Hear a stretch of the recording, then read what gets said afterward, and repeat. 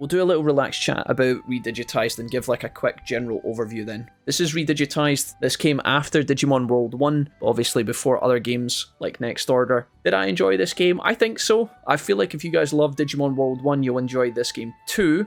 But it wasn't all perfect, as no game is, to be fair. But in terms of Digimon World, as in terms of your generic pet-raising classic simulator that we all know and love, this game did pretty well. I feel like I quite enjoyed the world of Redigitized. Exploring all the different biomes that this game has to offer was kind of fun. Filling out this little map here as you progress through the game was quite nice. Just like every Digimon game, you had your forest, you had your water area, you had your canyon area, all your classic stuff. So I actually quite enjoyed making our way through that and exploring that and uncovering the map as we did it as well, which was kind of nice. So music and stuff was pretty chill. There's not really much to comment on. There was a good selection of Digimon from what I've seen. The game gives you some tips, more information than Digimon World 1 does about how to digivolve into certain Digimon, but it gives you way less than Next Order. You know, you get some kind of information here and there. And although that was helpful, sometimes you are left flailing a little bit. There's a mail system in this game for like all your objectives, which is okay. Kind of keeps you on top of stuff, but again, getting emails all the time is a bit tedious. Not sure if I love that too much, but it was nice that when you recruited Digimon, they would send you items in the post. I quite like that.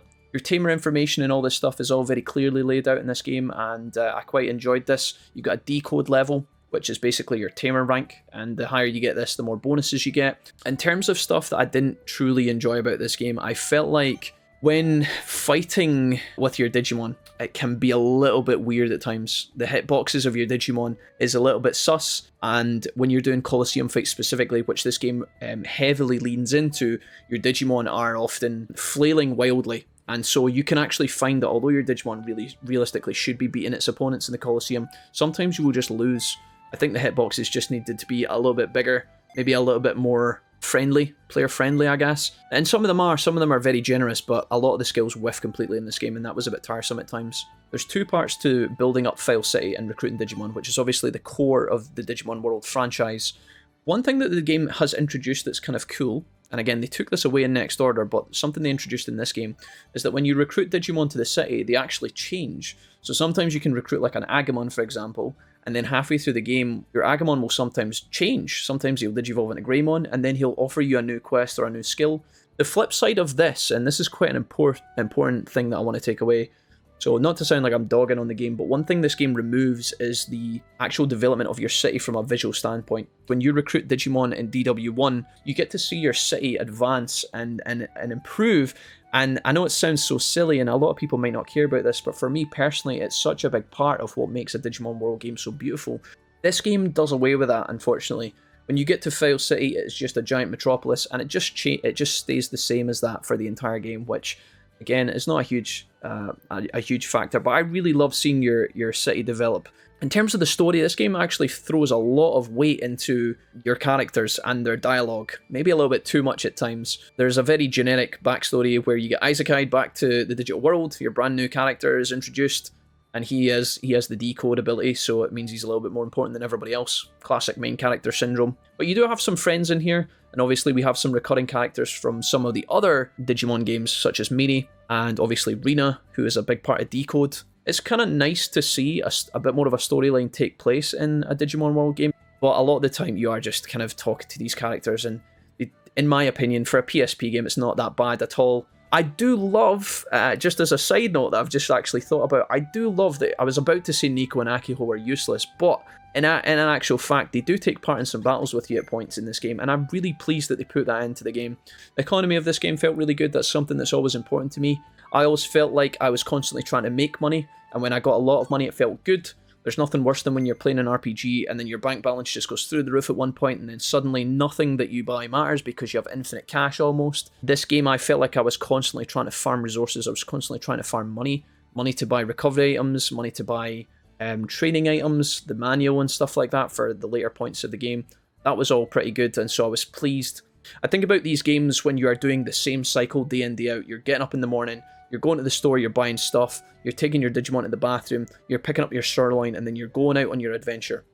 You do this over and over and over again, so things that the game gives you as a player in the middle game and the late game to make that whole process smoother is so important to me.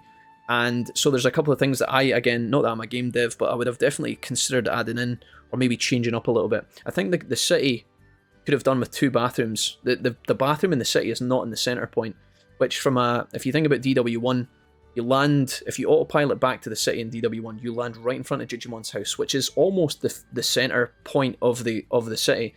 If you want to go talk to Digimon and save, you go up. If you want to go Birdramon and fast travel, you go right. If you want to go to the bathroom, you go left. If you want to go to the store, you go down. It's right in the middle. It's perfect. If you're training in the gym, they put the bathroom right next to the gym so that you're going in and out to the bathroom, but you don't have too far to go. Sometimes in this game, I felt like the bathroom is in like one corner of the city, which was not a huge problem, but maybe having a bathroom in the middle of the city would have been better, or having it like, maybe having 2 or 3 of them all over the place would have been cool.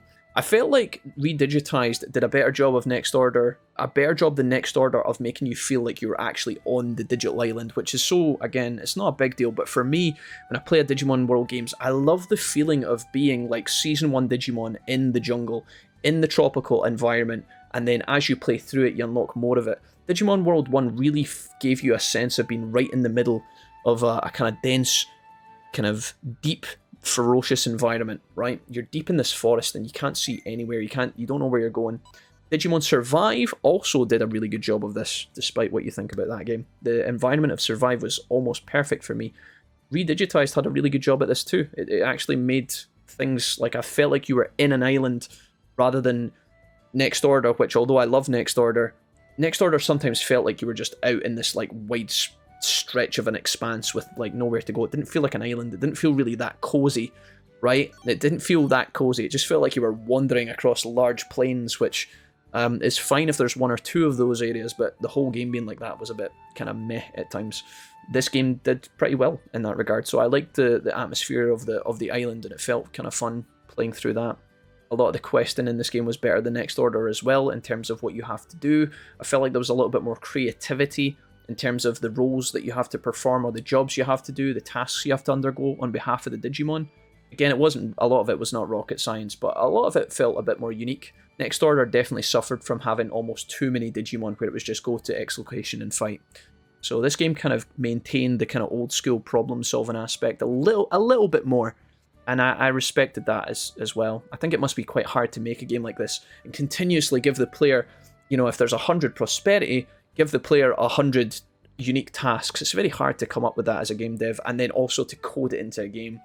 So I feel like this game did okay in that regard, but for the most part, Redigitized, not my favourite, but actually not that bad. Loved the Digivolution roster, loved raising my Digimon blindly in the beginning of the game. Yep, Redigitized. If you played Digimon World 1, I think you'll enjoy this. It's definitely something to sink your teeth into if you love the Digimon World games and you haven't tried this one yet. You can play it on PSP, or you can play the Decode version on 3DS. It's up to you guys. We played the 3DS version and it was just fine. So I'm excited to see if they do anything else with the Digimon World series moving forward, but in the meantime, if you're looking for something to do, give this game a little look, or at least check out the Let's Play. Thanks so much for watching. You can let me know your own thoughts down in the comments, and I'll talk to you in the next one. Bye-bye, guys.